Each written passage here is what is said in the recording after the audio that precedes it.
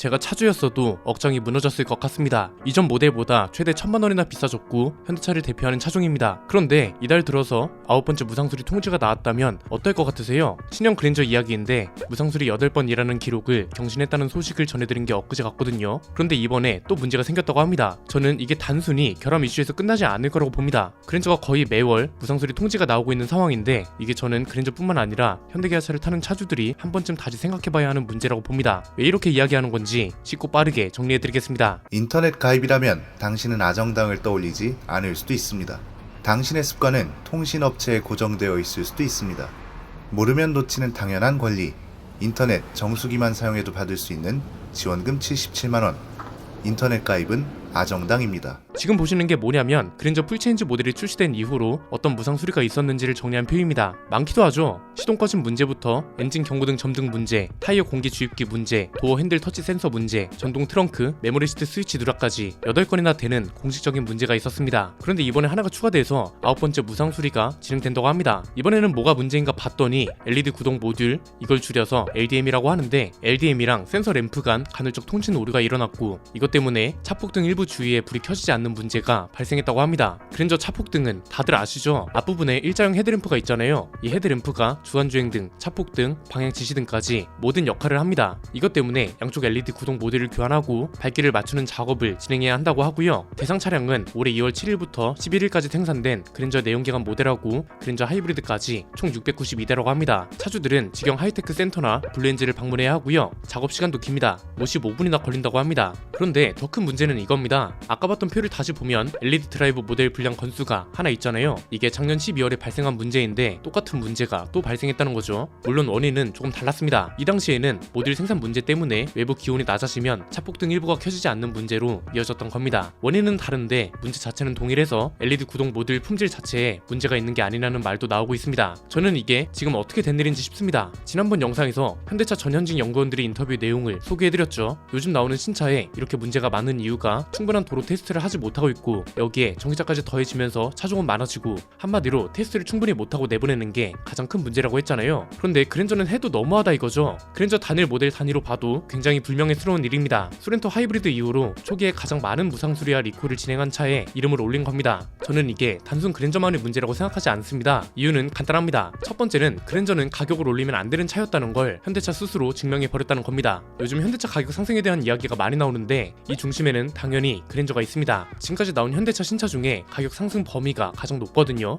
호나는 이전 세대 대비 800만원 정도가 올랐지만 그랜저는 최대 1000만원 넘는 가격 상승을 보였다고 했잖아요. 원래 저는 그랜저가 가격을 올려야 하는 차라고 주장했습니다. 그랜저가 풀체인지 되기 전에 이걸 굉장히 많이 강조했고 이번 세대 그랜저가 가격 상승이 시작이 될 거라고 말씀드렸습니다. 이렇게 전망한 이유는 뭐였나요? 제네시스가 단독 브랜드로 출범하면서 기존에는 현대차의 플래그십 세단이 EQ900이나 에쿠스 이 정도 급이었는데 이게 한순간 그랜저로 내려앉은 거라고 했잖아요. 그랜저가 예전만큼 위상이 높은 상황이 아니라는 것도 문제였죠. 어쩌다 보니 가격이 합리적이라는 소문이 나면서 부의 상징이 아닌 국민차가 되어버렸습니다. 이렇게 되면 문제가 뭐다? 현대차의 한계가 그랜저까지다. 이런 문제가 발생하죠. 현대차는 제네시스의 기반이라고 말씀드렸습니다. 기반이 깊이와 튼튼함은 건물의 높이와 비례하는데 이 소리는 결국 현대차의 한계 범위가 넓고 탄탄해야 제네시스도 그만큼 성장할 수 있다는 거였습니다. 이걸 가장 잘하고 있는 게 토요타랑 렉서스라고 했잖아요. 모회사인 토요타는 센츄리라는 플래그십 세단이 있습니다. 장인 정신을 강조할 뿐만 아니라 너무 호화스러워서 해외에서는 롤스로이스나 마이바흐랑 비교되는 차이입니다. 토요타는 렉서스라는 프리미엄 브랜드가 있음에도 토요타 내에 렉서스보다 더한 플래그십 모델을 가지고 있다는 게 포인트였습니다. 토요타는 이런 차를 만들잖아. 그럼 렉서스도 당연히 좋겠지. 이런 말이 나오게 해야 한다는 겁니다. 그래서 장기적으로 보면 현대차도 에쿠스급 모델을 부활시키거나 그랜저 위상을 예전만큼 높여야 한다는 주장이었고 이렇게 되려면 가격부터 올려야 한다는 거였습니다. 대신 여기서 중요한 건 가격을 올리게 되면 이걸 소비자들이 납득할 수 있게 하는 건 현대차의 역량이었다는 거였습니다. 가격이 올라도 그만큼 고급스러워지고 고질적인 문제처럼 여겨져 왔던 품질 문제까지 그랜저는 완전히 다르다는 걸 증명해야 가격 상승의 명분이 생긴다는 거였죠. 그런데 현대차는 결국 이걸 못했고 현대차의 플래그십 세단이 이렇게 문제가 계속되니까 제네시스에 대한 인식도 어떤가요? 그렇게 신뢰가 높은 상태는 아니죠. 현대차는 이런데 제네시스는 괜찮겠냐 이거잖아요. 심지어 생산 공장도 똑같으니까요. 두 번째는 이제는 문제가 있구나 이런 확신의 영역이 아니라 대체 왜 문제가 이 정도로 많은 거지? 이런 의문의 영역으로 들어왔다는 겁니다.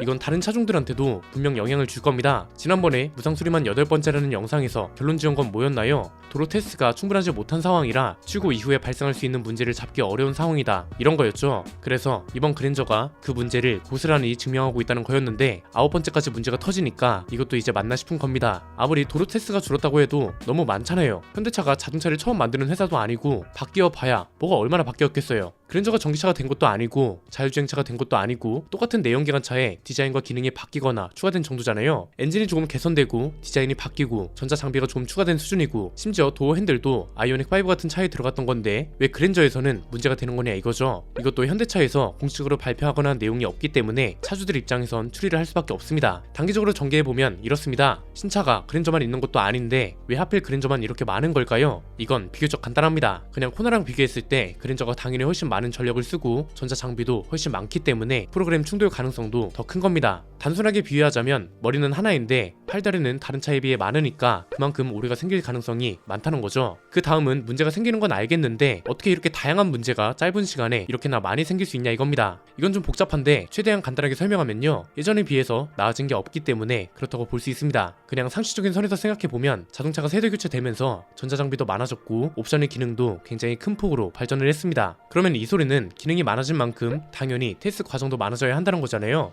테스트 과정은 두 가지로 많아질 수 있죠. 테스트 기간을 늘리거나 아니면 하루에 테스트하는 총량 자체를 늘리는 건데 이게 이뤄진 건지도 잘 모르겠고요. 연구 개발 과정의 테스트뿐만 아니라 생산 과정에서의 QC 작업도 고도화되어야 한다는 게 당연하잖아요. 그런데 메모리 시트 스위치를 누락한 상태에서 출고가 됐고 이게 무상수리 통지문으로 나왔습니다. 이건 지금 실제 과정이 어떻든 결과로 나오고 있다는 게 중요합니다. 차주들 입장에선 이렇게 의심할 수밖에 없는 거고 결국은 연구 개발의 초기 계획 단계, 차에다 어떤 기능을 넣고 이런 걸 결정하는 것만 종류가 많아졌다 뿐이지 오히려 그 뒤에 과정들은 유지되거나 후퇴했다, 이렇게 생각할 수밖에 없다는 겁니다. 세 번째는 사용차랑 다르게 현대차는 돌파구를 찾기가 굉장히 힘들다는 겁니다. 이건 사용차한테는 조금 미안하지만 사용차가 지금의 소통 전략이 가능한 이유는 최근까지 회사가 힘들었고 회사의 규모도 현대차보다 훨씬 작기 때문에 가능한 거라고 봅니다. 그렇다고 사용차가 못하고 있다는 건 아닙니다. 정말 잘하고 있고 이런 걸 모든 자동차 지주사들이 본받아야 하는 것도 맞습니다. 토리스 눈사용 관련해서 개선점을 찾았고 이미 개발까지 완료했다는 공식 입장이 나왔고 애플 카플레이랑 안드로이드 오토 같은 미러링 문제도 개선이 끝났습니다. 토리스 전기차부터 미러링 기능이 추가될 거고 기존 토리스 차주들도 업데이트를 통해서 기능을 쓸 수 있도록 책임져 준다고 합니다. 이건 사용차가 과감하게 결단을 내린 탓도 있지만 대상 대수가 적기 때문에 가능한 것도 분명 있습니다. 그냥 이런 겁니다. 우리가 차 한 대를 개선할 때마다 드는 비용이 100만 원이에요. 대상 차량 대수가 1000대인 거랑 1000만 대인 건 확실하게 다르잖아요. 들어가는 비용부터 인건비까지 천문학적으로 차이가 납니다. 현대기아차 세타2 엔진 관련 충당금이 1년에 3조 원 가까이 들어간다고 하는 것만 봐도 다르죠. 그래서 현대차는 사용차량 방향 자체가 다른 겁니다. 사용차는 문제가 발생한 다음에 이 문제를 인지하는 과정, 문제를 인지한 다음에 고객들하고 소통하는 모습, 소통에서만 끝나는 게 아니라 이걸 실제로 해결하는 모습까지 보여주고 이 모습에 소비자들이 환호하는 겁니다. 그런데 현대차는 이렇게 하기에는 규모가 너무 큽니다. 현대차한테 가장 좋은 방법은 애초에 문제가 없는 상태에서 출시하는 게 가장 좋습니다. 그래야 리콜이나 무상수리 비용도 아낄 수 있고 이걸 또 마케팅으로 연결시키기도 좋거든요. 기존에는 문제가 됐던 초기 품질 문제가 이제는 완벽하게 해결됐고 이게 어떻게 가능하게 된 건지까지 스토리텔링이 충분히 가능한 문제잖아요. 그런데 정작 이런 과정들이 개선될 수 있을지 감이 안 오다 보니까 돌파구를 찾기가 어렵다는 겁니다.